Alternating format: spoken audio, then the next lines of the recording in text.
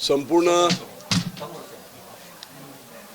बारामती लोकसभा मतदारसंघातले फक्त पदाधिकारी, एकही कार्यकर्ता नव्हता. सगळे जिल्हा प्रमुख, तालुका प्रमुख, त्याच्यानंतर जिल्हा परिषद सदस्य, तालुका पंचायत सदस्य, इलेक्टेड नगरसेवक, शहर प्रमुख, अशा प्रकारचे मोठ्या पदावरची काम करणारे सर्व पदाधिकारी आणि इलेक्टेड मेंबर, अशी ही सभा झाली. आपण सगळं पाहिलं असेल की तुडुंब गर्दी होती आणि एक मताने या सर्व विचार झाले. सर्व लोकांचे आपापली मतं त्यांनी व्यक्त केली. जिल्हा प्रमुख दिलीपबाबा यादव असतील त्यांनी मत व्यक्त केलं, सभापती असतील त्यांनी मत व्यक्त केलं, आमचे युवाचे अध्यक्ष असतील मंदार गिरमे त्यांनी मत व्यक्त केलं आणि सर्व चर्चा जवळजवळ सव्वा तास चालली आणि एक मताने असा ठराव पास करण्यात आला की जे 2 दिवस माझं मत मी संपूर्ण मीडियामधून सांगितलं होतं की बारामती लोकसभा मतदारसंघ हा काय कोणाचा सातबारा नाही. देशातील 543 मतदारसंघापैकी एक लोकसभेचा मतदारसंघ आहे आणि मालकी कोणाची नाही आहे. 6 विधानसभेचे मतदारसंघ आहेत आणि म्हणून पवार हे करण्याऐवजी आपल्याला निश्चितपणे आपला स्वाभिमान जागृत करून आपण लढलंच पाहिजे. विशेषतः अजित पवार 2019च्या निवडणुकीमध्ये मी जरी त्यांच्या मुलाच्या विरुद्ध प्रचार केला होता, तो राजकारणाचा एक भाग आणि माझं कर्तव्य म्हणून केला होता, वैयक्तिक नव्हतं केलं. परंतु अजित पवारांनी सभ्यतेची सगळी नीच पातळी गाठली. मी 23 दिवस लीलावतीमध्ये ॲडमिट होतो. मला बायपास करायला सांगितली, मी नाही केली. स्टेंट टाकल्या, फेल झाल्या आणि मी ॲम्ब्युलन्समध्ये हा संपूर्ण मी कोण चालू कर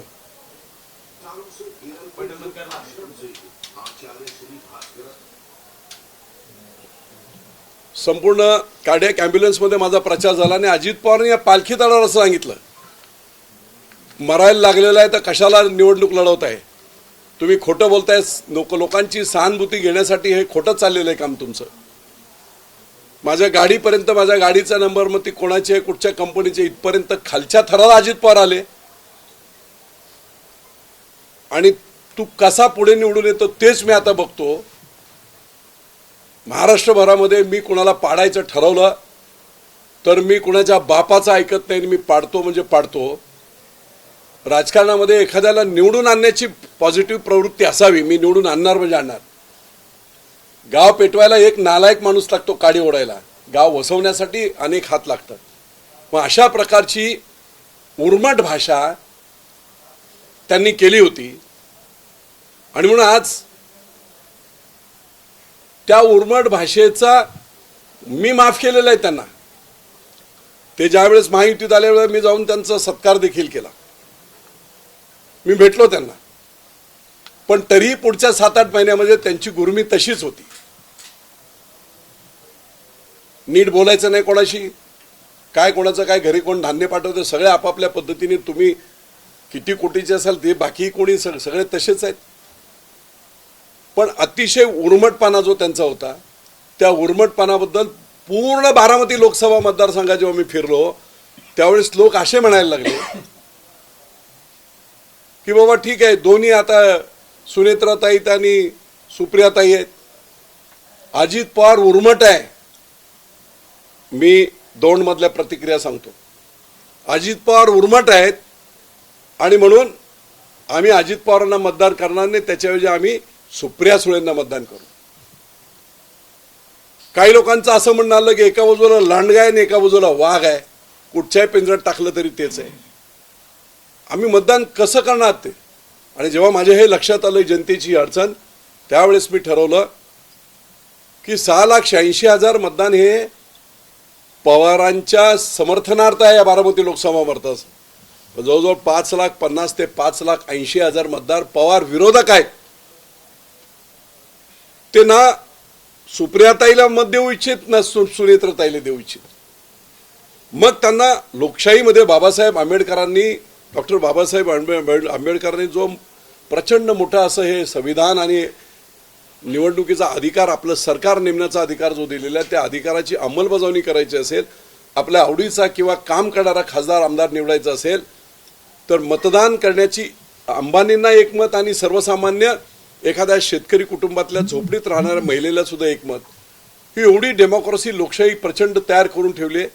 आणि मग जर त्यांना अशा नावडत्या लोकांना मतदान करण्याची संधी जर मतदारांना मिळाली नाही तर तो डेमोक्रेसीचा, लोकशाहीचा आणि बाबासाहेबांनी निर्माण केलेल्या सगळ्या व्यवस्थेचाच कुठेतरी घात होतोय. असा प्रकार माझ्या नजरेत आल्यानंतर मी ठरवलं, माझे पुरंदरचे तो लोक बोलतायत की आम्हाला बदला घ्यायचा, मी नाही बोलत, नियती बदला घेईल आणि तो बदला सगळ्या बाजूने त्यांचा झालेला आहे. जेव्हा पवार साहेब स्वतः त्यांच्या मुलाबद्दल माझ्या नातवाच्या म्हणण्याला कवडी मोलाची किंमत नाही हे म्हणाले त्या दिवशीच संपलं. तुम्हाला घर सोडून जावं लागलं त्या दिवशीच संपलं. पहाटेचा शपथविधी घ्यावा लागला त्या दिवशी तुमची क्रेडेन्शियल संपलं होतं. आजच्या घडीला काय परिस्थिती आहे सगळ्यांना सगळं माहीत आहे. आणि म्हणून बारामती लोकसभा मतदारसंघातील लोकशाहीला मानणाऱ्या, घराणेशाहीला, कुटुंबशाहीला आणि साम्राज्यवादाला न मानणाऱ्या सर्वसामान्य मतदारांना मतदानाचा हक्क मिळावा म्हणून मी ही निवडणूक लढणार. आणि म्हणून एका शब्दात ही लढाई अशी असेल, पवार वर्सेस बारामती लोकसभा मतदारसंघातील सर्वसामान्य माणूस. सगळ्यांना यांनी त्रास दिलाय.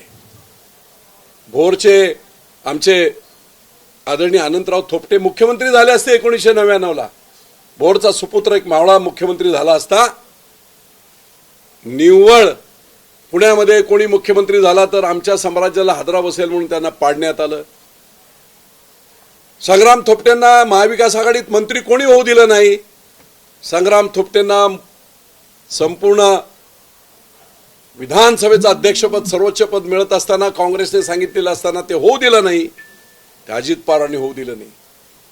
पुण्यामध्ये दुसरा कोणीच मोठा नको, आम्हीच पुण्याचे मालक, पुणे जिल्ह्याचे मालक, फक्त बारामतीचे नाही. अशा प्रकारची मानसिकता यांची आहे. ती मानसिकता मोडली पाहिजे.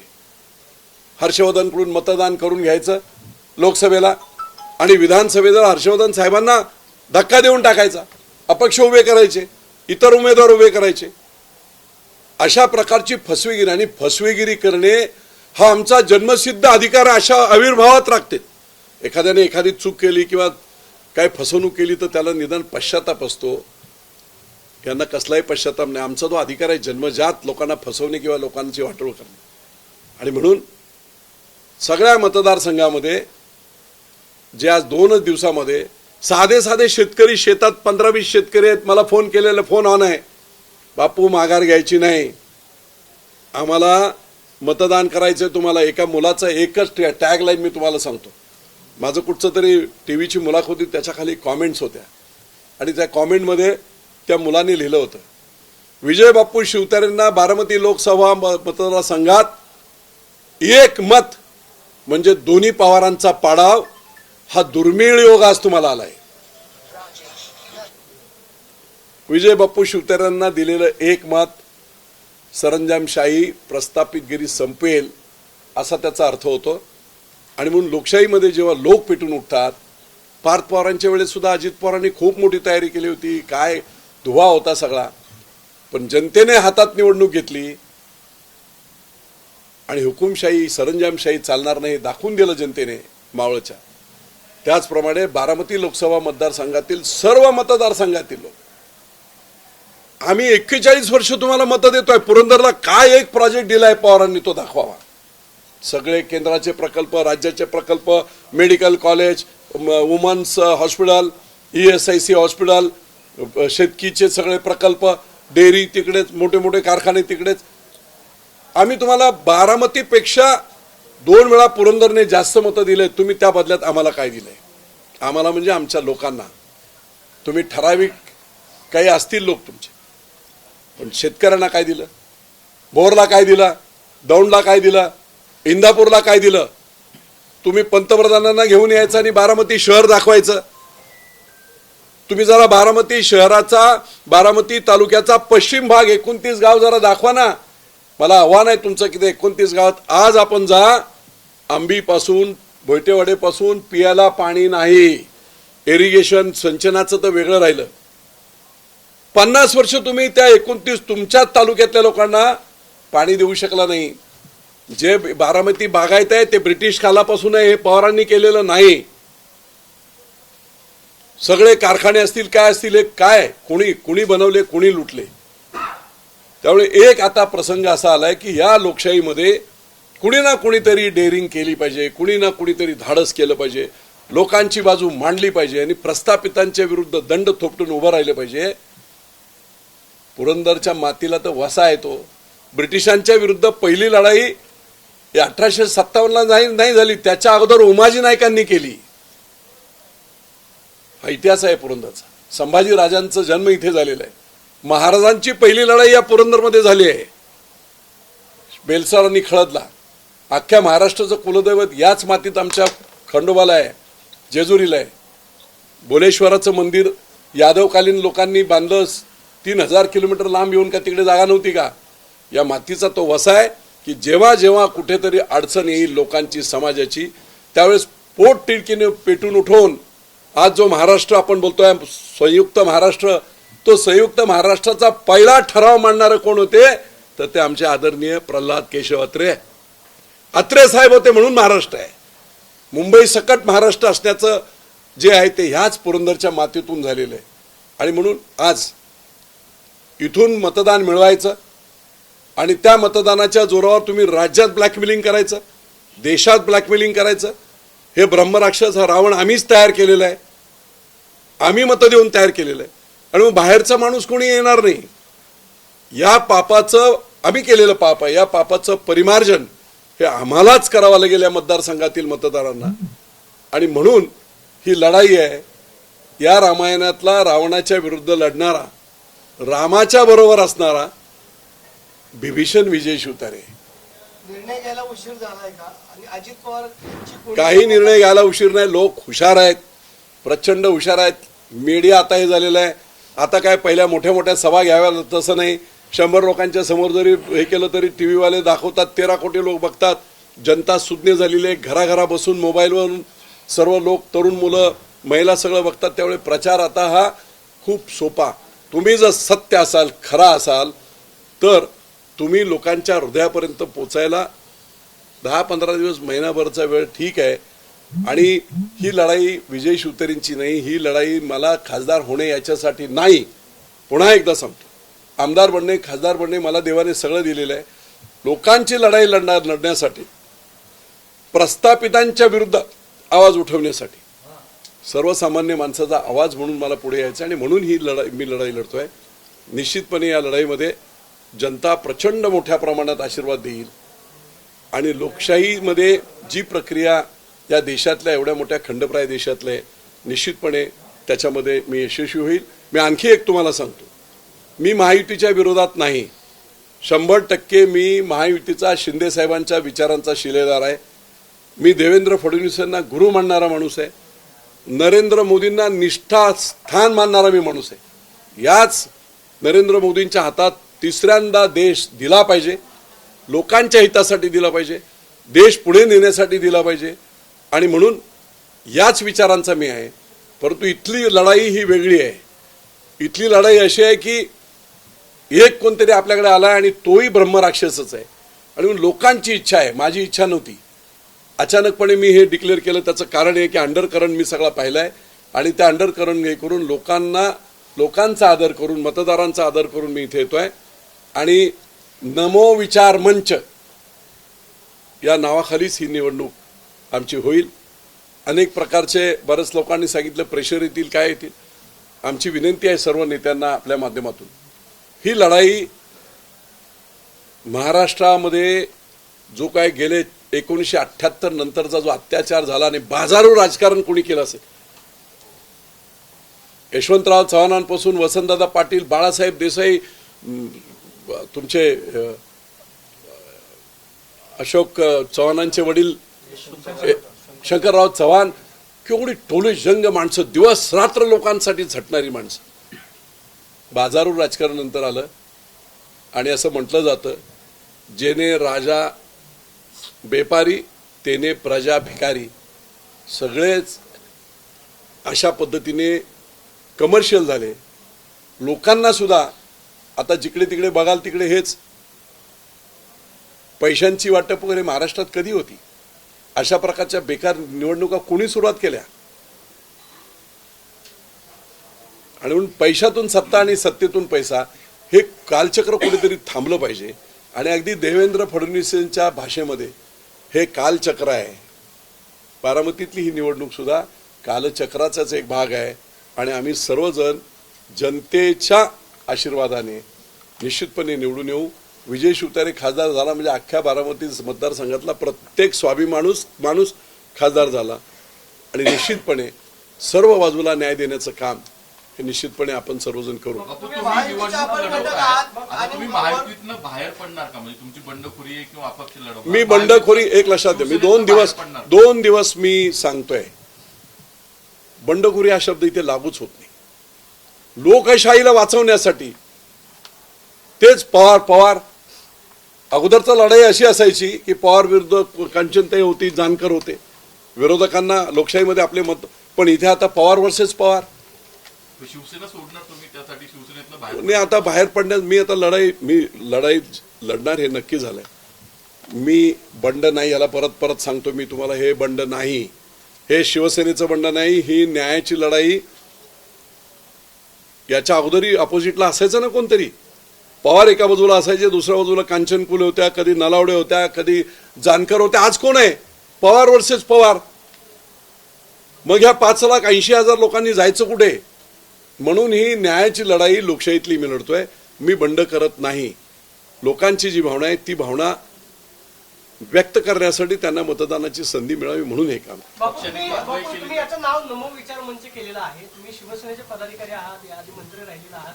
तुम्ही शिवसेनेच्या नावानं मंच काढण्याच्या ऐवजी तुम्ही नमो विचार मंच काढला. देशामध्ये बापू, अजित पवार हे नरेंद्र मोदींकडे गेलेले आहेत. नरेंद्र मोदी अजित पवारांचं कौतुक करतात. तुम्ही नरेंद्र मोदींच्याच नावाने विचार मंच काढता आणि अजित पवारांना आव्हान देता. म्हणजे वरचे नेते अजित पवारांचं कौतुक करता, तुम्ही अजित पवारांच्या विरोधात लढता.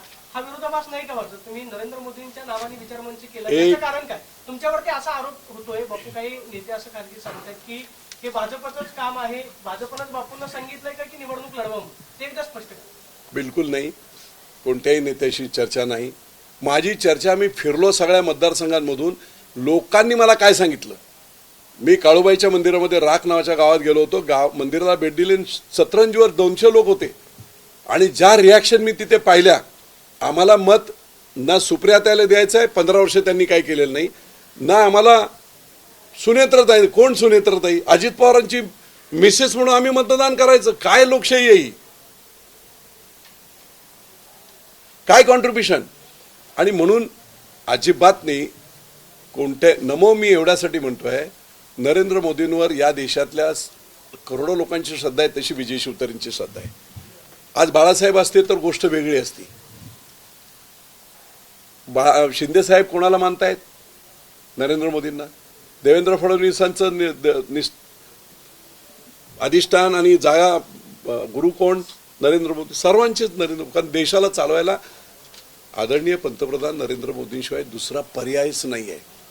आणि डेडिकेशन काय आहे त्यांचं? त्याच्यात सगळ्यात महत्त्वाची, 70 वर्ष काँग्रेसने राजकारण केलं. त्या राजकारणामध्ये प्रत्येक जिल्ह्यात त्यांनी सुभेदार नेमले. एकाचा कारखाना, एकाची दूध डेअरी, एकाची बँक. नरेंद्र मोदींनी देश आणि भाजपचा शेवटचा एंड गोल काय आहे? राष्ट्र. RSS असो, भाजप असो. आणि म्हणून देशाप्रती कमिटेड. चुकीचं ठीक आहे, ईडी करून कोणाला नामावर सगळं काय करत असतील, पण शेवटी त्या सगळ्याचा एंड, त्या सगळ्याचं अंतिम ध्येय हे राष्ट्र घडवणे आहे. आणि म्हणून नरेंद्र मोदी, ते आता द्रोणाचार्य सुद्धा, मला मानू न मानू, द्रोणाचार्यांनी एकलव्याला ऍक्सेप्ट केलं नव्हतं, पण तरी एकलव्य झाला मोठा योद्धा. होऊ शकते नाही. महायुतीकडे जागेची मागणी का केली? आता ते महायुती, ते आमचे नेते करत असतील. ते आता हे सगळं पाहिल्यावर नेते करतील, बोलतील काय असेल. आणि महायुतीच्या जागा अधिकच्या याव्या याकरता आता अमित शहा प्रयत्न करतात, देवेंद्र फडणवीस करतात. महायुतीकडून आपल्याला जर विधानसभेची काही ऑफर आली, विधानसभा कोणी पाहिली हो? 6 महिन्यात विधानसभा एक मी आज सांगतो तुम्हाला, 2024ची विधानसभा सगळे सेपरेट लढतील. सेपरेट लढले नाहीत आम्ही सगळे तर आयते उमेदवार पवार साहेबांना आणि उद्धव ठाकरेंना मिळतील. होणारच नाही, ते पोस्ट अलायन्स होईल. आणि विधानसभा कोणी पाहिले? आज लोकांची मानसिकता काय, लोकांची मागणी काय, त्याला साथ देणे हे नेत्याचं काम आहे, ते मी करतोय. विरोधकांची मूठ बांधणार का तुम्ही? हर्षवर्धन पाटील नाराज आहेत. ते आता काय सगळंच सांगू काय ते? बापू तुम्ही आता एकीकडे तुम्ही निवडणूक लढवण्यावरती ठाम आहात, दुसरीकडे महायुतीमधले नेते आनंद परांजपे असं आव्हान देत आहेत, विजय बापूंनी जर इकडे निवडणूक लढवली तर आम्ही तिकडे श्रीकांत शिंदेना पाडणार.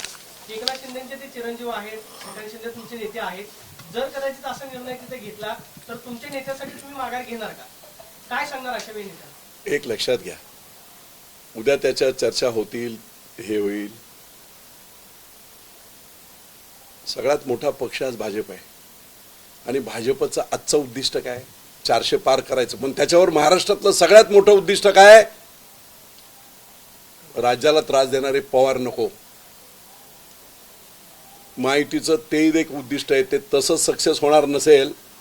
लोक बोलतायत की मी आता तुम्हाला अगदी ओपन सांगतो की ज्या गावागावच्या लोकांच्या प्रतिक्रिया आहेत ना, त्या आहेत की अजित पवार नाही जिंकू शकत. आमची लढाई ही सुप्रिया सुळेंशी होईल. अजित पवार जिंकू शकत नाहीत. त्याचं कारण उर्मटपणा. साधे लोक बोलत आहेत. देवाची शपथ घेऊन सांगतो, ह्या रिॲक्शन्स आहेत. त्यामुळे काम खूप मी चांगलं करतो, त्याच्यावर कोणालाही. आता मला काल माहीत पडलं की भिंताडे नावाचे भाजपचे एक कार्यकर्ते अजितदादाच्या विधान भवनाच्या बाहेरच्या केबिनच्या बाहेर होते.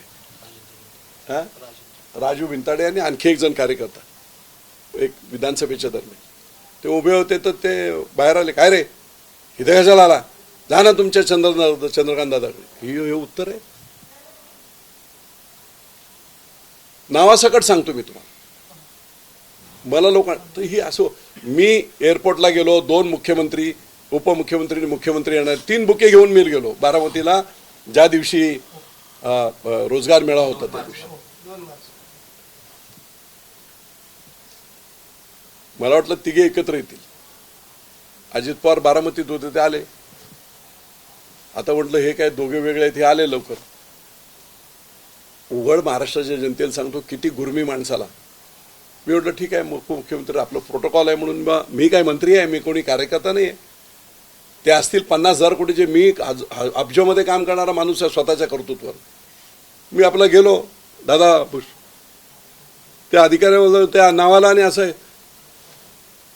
माझा जिल्हा प्रमुख माझ्यावर होता, म्हणे बापू याला धडा शिकवलं पाहिजे. आजही माज गेलेलं नाही. ही वर्तणूक नाही चालणार राजकारणामध्ये. तुम्ही लोकांचे प्रतिनिधी आहात, तुम्ही अशा प्रतिनिधी ह्याला पाडतो, त्याला पाडतो, त्याला पाडतो. बापू तुम्ही आता नमो विचार मंचाच्या नावानं निवडणूक लढवणार आहात. वरिष्ठ नेते हे ऐकून घेतील असं तुम्हाला वाटतं? कारण देवेंद्र फडणवीस सातत्यानं सांगत होते की नाही बारामतीमध्ये कमळ फुलवायचं आहे, बावनकुळे सांगत होते कमळ फुलवायचं आहे. कमळ कुठे आहे? कमळ कुठे आहे? हा निर्णय घेतलाय का नेमकं? कमळ कुठे आहे? माहितीनी एकत्रपणे बसून आता त्यांना 3 किंवा 4 जागा द्यायचा निर्णय घेतलेला आहे. आता ते शिंदे साहेबांना वगैरे ते प्रश्न माझे नाही. ते सगळे मोठ्या नेत्यांचे, मी आपला साधा कार्यकर्ता आहे. माझे ते प्रश्न मला नको. बापू, अजित पवार तुमच्यासोबत आलेले आहेत, ते तुमच्या महायुतीचा घटक आहे. भाजप आणि शिवसेने आणि राष्ट्रवादी ठरवले की बारामतीला एक जागा सोडायची. पण अशात तुम्ही अजित पवार इकडे आले म्हणजे अजित पवार स्वच्छ झाले नाहीत. अजित पवार इथे आले म्हणजे अजित पवार त्यांच्या स्वार्थासाठी आले. दाखवताना ते बोलले नरेंद्र मोदी वगैरे, पण त्यांच्या हे सगळ्या महाराष्ट्राला माहिती आहे. त्यामुळे ते आले म्हणजे त्यांचे सगळे गुन्हे माफ झाले. त्यांना माफ करा. आणि आम्हाला आमचा जो अपमान केलेला आहे जनतेचा एवढा, म्हणून मी त्या दिवशी बोललो, त्यांनी येऊन पालखी तळावर इथे माफी मागावी. विजयबापूंचा अपमान केला हे नाही, पुरंदरच्या जनतेचा अपमान तुम्ही केलाय, त्यांची विजय शिवतारेंची त्यांची माफी मागा. माझा प्रश्न हा बापू माफी मागितलं तर मग तुम्ही माघार घ्या. नाही हे बघा, माफी मागितल्यावर मग लोक ठरवतील. मी नाही माघार घेणार. नाही म्हणजे तुमचा निवडणूक लढवण्याची भूमिका आहे की पुरंदर 1000% मी निवडणूक लढवणार. नाही, त्या युटर्न घ्यायचं काय कारण चाललंय? माफी मागून संपतं थोडी. माफी मागून करेक्टिव्ह ऍक्शन झाली, संपलं विषय. मग लोक ठरवतील काय करायचं. बापू, या संदर्भात वरिष्ठ नेत्यांशी चर्चा झाली का? कारण अजित पवारांनी काल खूप सावध प्रतिक्रिया दिली, त्याच्यामध्ये वरिष्ठ बसून निर्णय घेऊ. या संदर्भात तुम्ही कुठल्या, जेवढा मोठा तुम्ही निर्णय घेताय बारामती लोकसभा मतदारसंघातून लढायचा, तुम्हाला कुठल्या वरिष्ठ नेत्यांचं पाठबळ आहे का, किंवा तुम्ही या संदर्भात चर्चा केली? मला जनतेचं पाठबळ आहे, 15 लाख जनतेचं पाठबळ आहे आणि त्यांच्यासाठीच ही लढाई आहे. बापू, अजून एक अशी चर्चा आहे की शरद पवारनीच तुम्हाला उभं केलेलं आहे आणि ताकद दिली आहे. याचा फायदा सुप्रिया कारण सुळे तुम्ही लढता आहात सुप्रिया सुळेंना पाडण्यासाठी, म्हणजे तुम्ही महायुतीत आहात, भाजप. अजित पवार आमची लढाई नाही आहे. अजित पवारांना लढा, आमची लढाई लढत कोणाशी होणार? अजित पवार रेसमध्येच नाही आहेत, मी आज सांगतो तुम्हाला. लढत होईल सुप्रिया सुळेंची. महायुतीची मतभेदी होणार नाही असं वाटतं, कारण तुम्ही आज लढता आहात ते सुप्रिया इथे सुळे. मतं शरद पवार प्रो आणि अँटी शरद पवार. मला सांगावं, जानकर आले. जानकर अख्ख्या मतदारसंघात 2014 मी प्रचार प्रमुख होतो. जानकरांचा चेहराही कोणाला माहीत नव्हता, चिन्हही कोणाला माहीत नव्हतं. तरी 70,000 मतं, म्हणजे 35,000 आणखी मतं जानकरला मिळाली असती. त्यांनी कमळ घेतलं असतं त्यावेळेस निर्णय लागला असता. याचा अर्थ हा आहे, पवार विरोधी अँटी पवार मतं जी आहेत ना, ती खूप मोठ्या प्रमाणात आहेत आणि त्यांना मतदान करण्याचा अधिकार मिळाला पाहिजे. 2 पवार वर्सेस पवार हे नाही चालणार, म्हणून हे सगळं. तुम्हाला शिंदे साहेबांना सोडणार का मग आता तुम्ही? शिंदे साहेबांची सोडायची काय कारण? पण शिंदे साहेबांनी जर तुम्हाला सांगितलं आता माघार घ्या तर काय? मी लोकांचं ऐकणार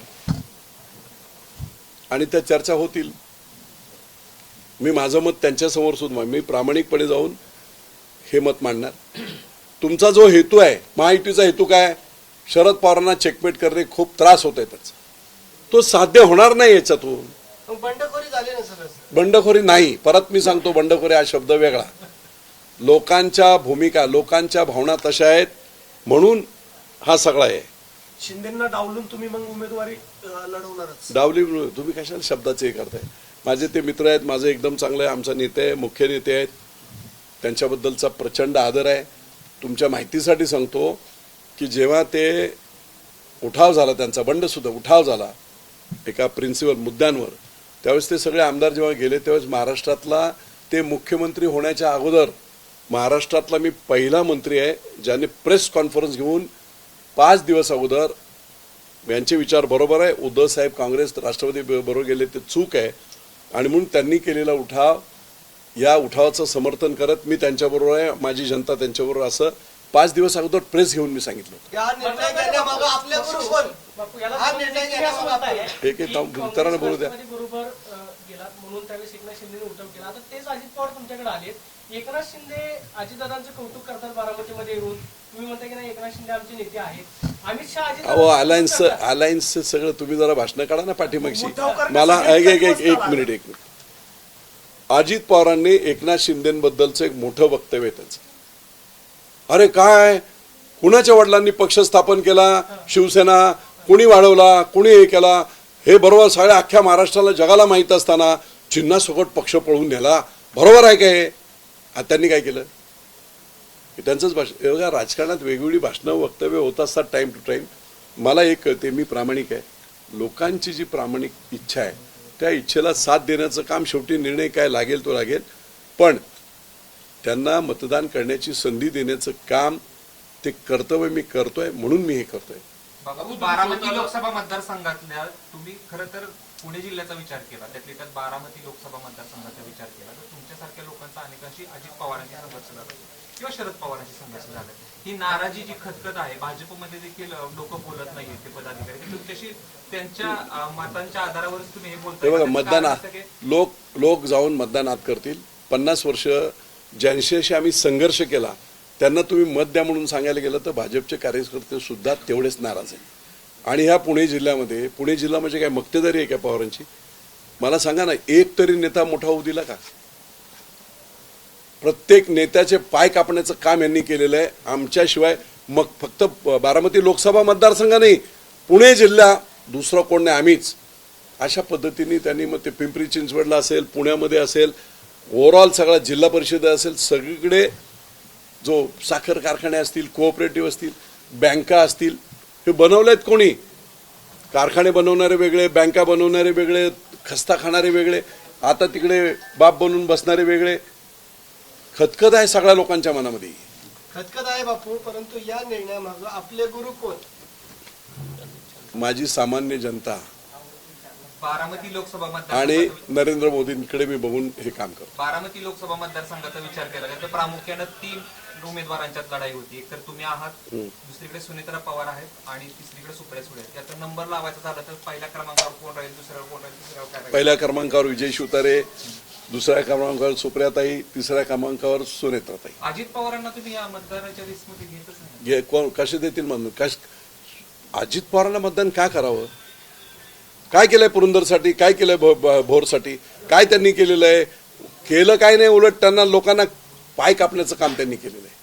सगळे नेते मोठे होते म्हणून मागाशी सांगितलं की थोपट्यांवर अन्याय कोणी केला, दादावर अन्याय कोणी केला, हर्षवर्धनवर अन्याय कोणी केला, खाली राहुल कुल साहेबांवर अन्याय कोणी केला, सुभाष कुल असताना अन्याय कोणी केले? कुठे नाही. सर्व ठिकाणी आपलं वर्चस्व राहून नेता उपजूनच द्यायचा नाही, त्याला मारून टाकायचा. हे फक्त त्यांनी इथे नाही केलं, पुण्यात सगळ्या महाराष्ट्रातले प्रमुख मराठा नेते, सोमेश्वर कोणी बनवलं, काकडेंनी बनवलं, माळीनगर कोणी शेमेकरांनी बनवलं, जाचकांनी छत्रपती बनवला, खाली शितोळे त्यांनी दौंड बनवला. ही सगळी बँका कोणी केल्या, VSI वसंतदादांनी केली. कुठे आहेत लोक आता? आज काय सगळं ताब्यात कोणाच्या? त्यामुळे ही खतखत कुणाला वाढूच द्यायचं नाही महाराष्ट्रामध्ये.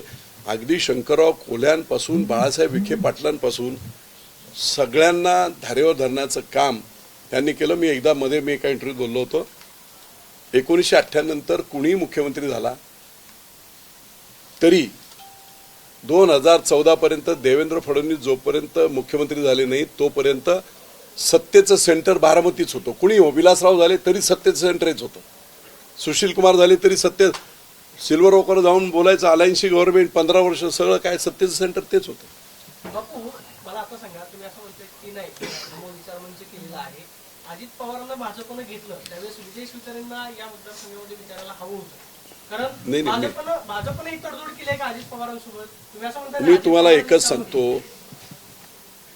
की त्या काळामध्ये भाजपच्या उमेदवारांनी किंवा भाजपच्या नेत्यांनी बोललं नाही ना, एवढा अग्रेसिव्ह भाषण आणि प्रचार विजय शिवतारेंनी केला 2019 आणि 14ला. नाही, आत्ताच म्हणजे बापू तुम्ही लढला, त्यांच्या विरोधात प्रचार केला, हे सगळं ठीक आहे. भाजपनं अजित पवारांना का घेतलं?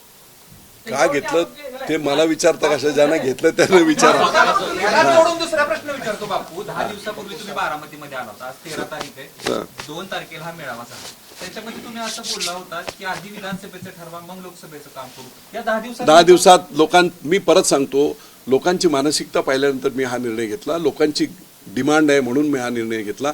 आणि परत माझ्याही लक्षात आलं, विधानसभा 6 महिन्यानंतर कोणी सांगितलंय काय होणार आहे, विधानसभेचा आणि याचा काही संबंध नाही. त्यामुळे हा निर्णय आम्ही एक लक्षात घ्या. बारामतीतल्या लोक म्हणजे अजित पवारांना किती अजूनही आहे.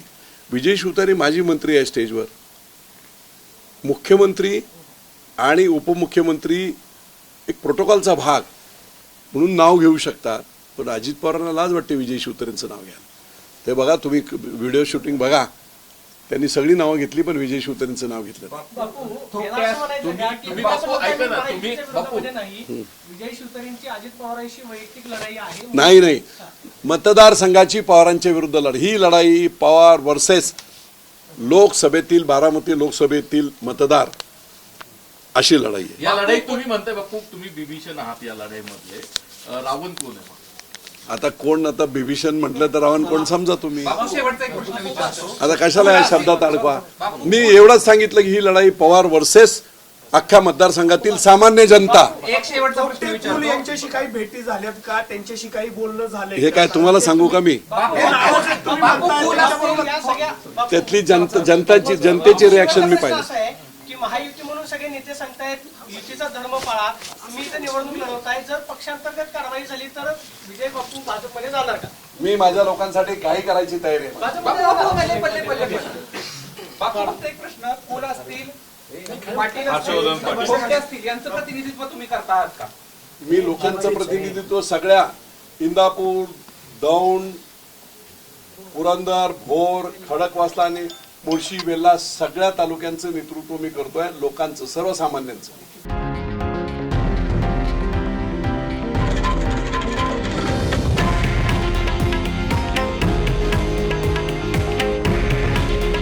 हे आहे देशातील नंबर 1 न्यूज नेटवर्क आणि आपण पाहत आहात TV9 मराठी. काळजी तुमची, हित महाराष्ट्राचं.